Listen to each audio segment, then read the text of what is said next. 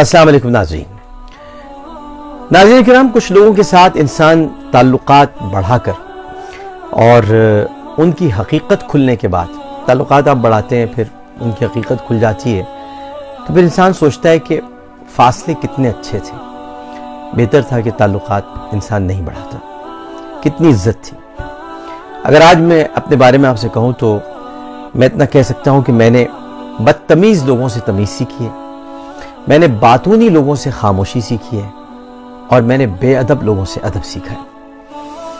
اور آج کل تو یہ حال ہے کہ جب موبائل سے بیلنس اور رشتوں سے پیار ختم ہو جائے تو لوگ گیم کھیلنا شروع کر دیتے ہیں۔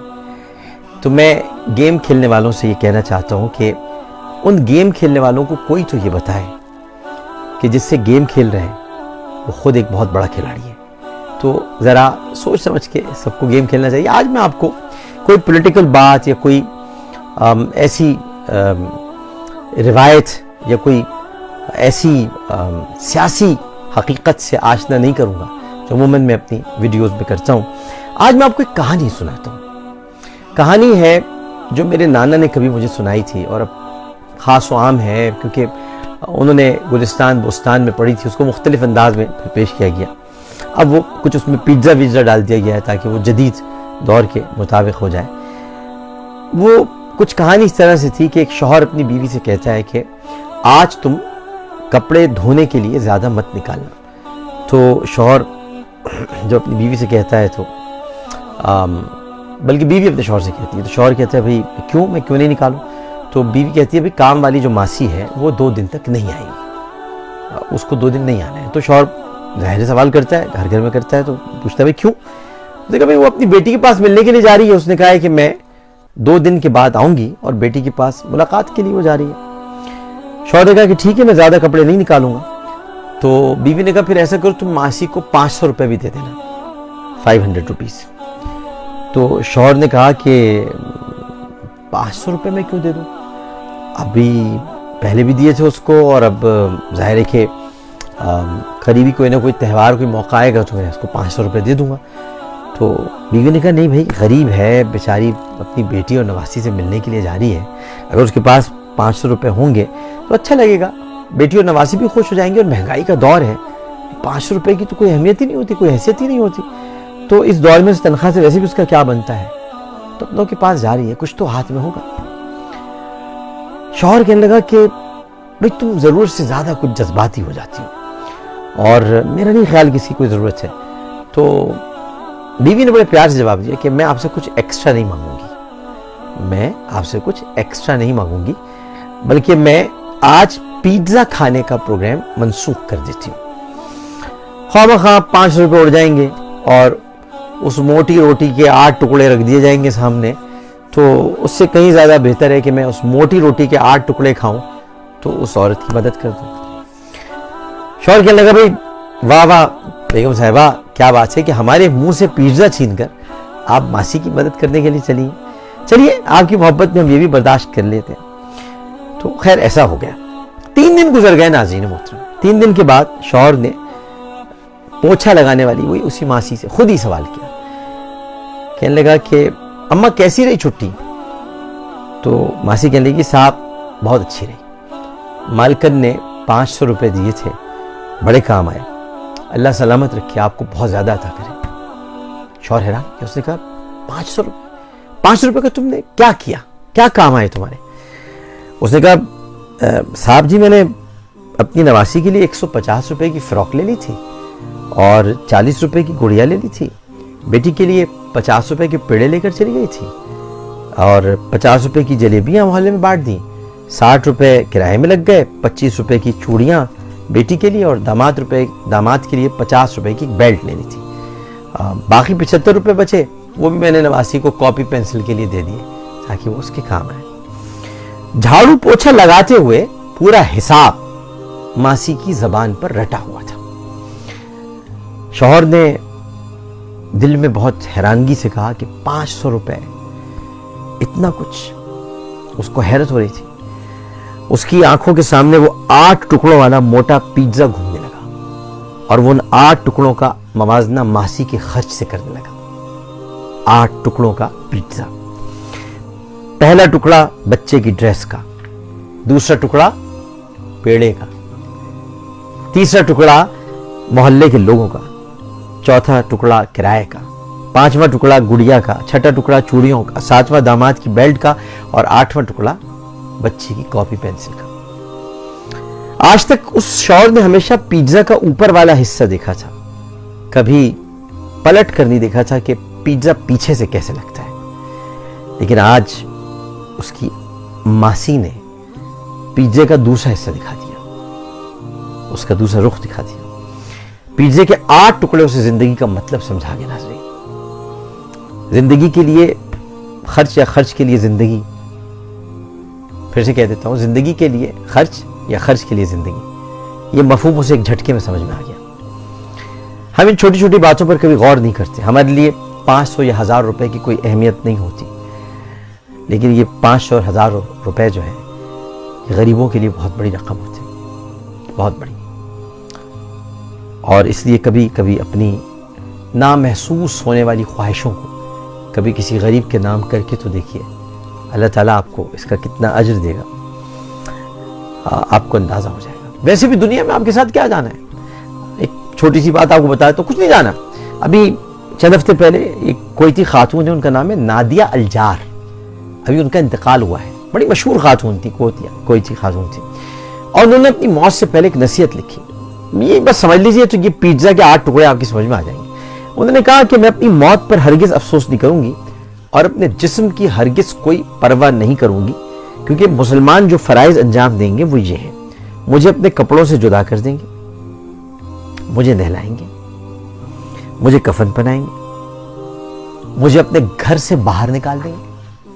یہ نادیہ الجار فرما رہی تھی، وصیت کر رہی تھی، مجھے اپنے گھر یعنی میری قبر تک پہنچائیں گے، اور بہت سے لوگ میرے جنازے کے ساتھ آئیں گے، بلکہ بہت سے تو مجھے دفنانے کے لیے اپنی مصروفیت اور مشغولیت کا بہانہ بنا کر قبرستان تک نہیں آئیں گے، اور بہت سے تو میری یہ نصیحت بھی بلا دیں گے، اور ایک دن وہ میری چیزوں سے یہ خلاصہ پائیں گے: میری چابیاں، میری کتابیں، میرے جوتے، میرے کپڑے، اور میرے اس طرح کی بہت ساری چیزیں، اور اگر میرے گھر والے متفق ہوں تو وہ یہ صدقہ کر دیں گے تاکہ مجھے اس سے نفع پہنچے۔ وہ کہتی ہے کہ یاد رکھو کہ مجھ پر دنیا ہرگز غم نہیں کرے گی، اور نہ ہی دنیا کی حرکت رکے گی، یہ کبھی نہیں ہوگا۔ یہ تجارت، یہ کاروبار اسی طرح چلتا رہے گا، اور میرا وظیفہ شروع ہو جائے گا، میرا وظیفہ شروع ہو جائے گا جسے غیر لے لیں گے۔ جو وظیفہ ہوتا ہے جو ملتا ہے بہت سے کمپنیز میں، پروویڈنٹ فنڈ ہوتا ہے یا پینشن ہوتی ہے، وہ غیر لے لیں گے، اور میرا مال وارثوں کے حوالے تقسیم ہو جائے گا۔ نادیہ الجار کہتی ہیں کہ مجھے اس کا حساب دینا ہوگا جو دوسرے لے رہے ہیں، یہ مجھے حساب دینا ہوگا، کم ہو یا زیادہ، کھجور کی گٹھلی کے برابر یا چھلکے یا شگاف کے برابر ہو، حساب بہرحال مجھ کو دینا ہوگا۔ اور سب سے پہلے میری موت پر، نادیہ الجار کہتی ہیں کہ سب سے پہلے میری موت پر مجھ سے میرا نام چھین لیا جائے گا، اور میرا نام ہوگا کہ لاش، باڈی کدھر ہے؟ باڈی کہاں ہے؟ باڈی کہاں رکھوائی ہوئی ہے؟ باڈی سرد خانے میں۔ میں مر جاؤں گی، لوگ کہیں گے کہ باڈی لائے، کدھر ہے باڈی؟ نماز جنازہ پڑھانی، باڈی آ گئی، باڈی کے ساتھ لوگ ہیں، اور جب نماز جنازہ پڑھانا ہوگا تو میرا تب بھی نام نہیں لیا جائے گا، کہیں گے جنازہ لے آؤ، جنازہ لے آؤ، سامنے رکھ دو جنازہ، یا بہت سے لوگ سامنے نہیں رکھتے، کہیں اور جنازہ لے آؤ۔ اور جب میرے دفنانے کا وقت آئے گا تو کہیں گے کہ میت کو قریب لے آؤ، میرا نام نہیں لیں گے، میت کو قریب لے آؤ، اور انہیں وہ بھول بھی جائیں گے کہ میں نادیہ الجار ہوں، میت کو قریب کر دو۔ اس وقت میرا نسب، میرا قبیلہ، میری ذات، میری پوزیشن، میری چیئرمین شپ، میرا سی او ہونا، میرا اینکر ہونا، میرا آپ سے بات کرنی، کوئی کام نہیں آئے گا، یہ سب ختم ہو جائیں گے، اور میرا منصب اور شہرت، یہ سب فانی، یہ سب دھوکہ، اور یہ سب وہ دنیا ہے جس کی طرف ہم لپکتے ہیں۔ تو وہ کہتی ہیں کہ پس اے زندہ انسان تو جان لے، تجھ پر غم و افسوس 3 طرح کا ہوتا ہے۔ جو لوگ تجھے سرسری طور پر جانتے ہیں وہ مسکین کہہ کر غم کا اظہار کریں گے، تیرے دوست چند گھنٹے یا چند روز تیرا غم کریں گے اور پھر اپنی باتوں اور ہنسی میں مشغول ہو جائیں گے، تجھے بھول جائیں گے۔ زیادہ سے زیادہ گہرا غم تیرے گھر میں ہوگا جو تیرے اہل و عیال کا ہوگا، اور وہ بھی ہفتے، 2 ہفتے، مہینے، 2 مہینے یا سال، اس سے زیادہ نہیں۔ اور اس کے بعد وہ تجھے یادوں کے پنوں میں کہیں دور رکھ دیں گے ہمیشہ کے لیے، اور لوگوں کے درمیان تیرا قصہ ہمیشہ ہمیشہ کے لیے ختم ہو جائے گا، اور تیرا حقیقی قصہ وہ آخرت ہے جو شروع ہوگا۔ تجھ سے چھن گیا تیرا جمال، تجھ سے چھن گیا تیرا مال، تیری صحت، تیری اولاد، جدا ہو گئے تجھ سے مکان و محلات، شوہر، بیوی، اور کچھ باقی نہیں رہا سوائے تیرے اعمال کے۔ اور حقیقی زندگی کا آغاز یہیں سے ہوتا ہے، اسی مقام سے ہوتا ہے۔ اب سوال یہ ہے کہ ناظرین محترم، اب سوال یہ ہے کہ ہم نے اپنی قبر اور آخرت کے لیے ابھی سے کیا تیاری کی ہے؟ یہی حقیقت ہے کہ جس کی طرف ہمیں توجہ چاہیے۔ ہمیں فرائض کا اہتمام کرنا چاہیے، ہمیں نوافل کا، پوشیدہ صدقوں کا، نیک اعمال کا، درگزر کرنے کا، معاف کرنے کا، ایک دوسرے کو گلے سے لگانے کا، رات کی نمازوں کا، شاید کہ ہم نجات پا جائیں، شاید، کیونکہ مومن امید اور خوف کے درمیان جیتا ہے۔ اور اگر ہم نے ان سب چیزوں کو یاد نہیں رکھا تو امتحان گاہ میں جیسے ہی وقت ختم ہوگا پرچے لے لیے جائیں گے۔ پرچے لینے کا طریقہ ہوتا ہے کہ حضرت اسرائیل علیہ السلام تشریف لے آئیں گے اور پرچے لے لیے جائیں گے۔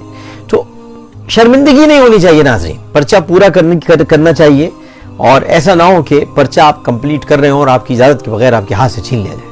مزہ تو تب ہے کہ آپ انویجیلیٹر کو اپنے ہاتھوں سے اپنی کاپی پیش کریں اور کہیں میں نے سارے سوالات کے جوابات دے دیے۔ تو کبھی کبھی ایسا بھی ہوتا ہے، میت جو ہے وہ صدقے کو کیوں ترجیح دیتی ہے اگر وہ دنیا میں واپس لوٹا دی جائے؟ جیسا کہ اللہ نے فرمایا کہ اے رب، اگر مجھے تھوڑی دیر کے لیے واپس لوٹا دے تو میں صدقہ کروں اور نیکوکاروں میں شمار ہو جاؤں۔ یہ سورہ منافقون میں موجود ہے۔ یعنی یہ نہیں کہے گا کہ عمرہ کروں، نماز پڑھوں، روزہ رکھوں، بس تو مجھے واپس بھیج دے، میں صدقہ کروں۔ عمرہ نماز کا ذکر نہیں ہے۔ علماء نے کہا ہے کہ میت صدقے کی تمنا اس لیے کرے گی کیونکہ وہ مرنے کے بعد اس کا عظیم ثواب اپنی آنکھوں سے دیکھے گی، اس لیے صدقہ کثرت سے کیا کیجیے۔ آج میں یہی بات آپ سے کرنا چاہتا تھا، اس لیے میں نے پیزا والی بات بھی آپ سے کی۔ صدقہ، وہ 500 روپے بھی صدقہ تھے۔ صدقہ کثرت سے کیجیے، صدقہ بلاؤں کو ٹالتا ہے، صدقہ آپ کی بخشش کا سبب بن جاتا ہے، اور بے شک مومن قیامت کے دن اپنے صدقے کے سائے میں ہوگا۔ اور اب بھی آپ اس وقت جو صدقہ کر سکتے ہیں وہ یہ ہے کہ میرا یہ ویڈیو پیغام آپ جتنا پھیلا سکتے ہیں اسے پھیلائیں۔ یہ بھی ایک صدقہ ہے کیونکہ اس میں صدقے کا ذکر ہے اور صدقے کی بات ہے۔ عامر لیاقت حسین کو اجازت دیجیے۔ وآخر دعوانا ان الحمدللہ رب العالمین۔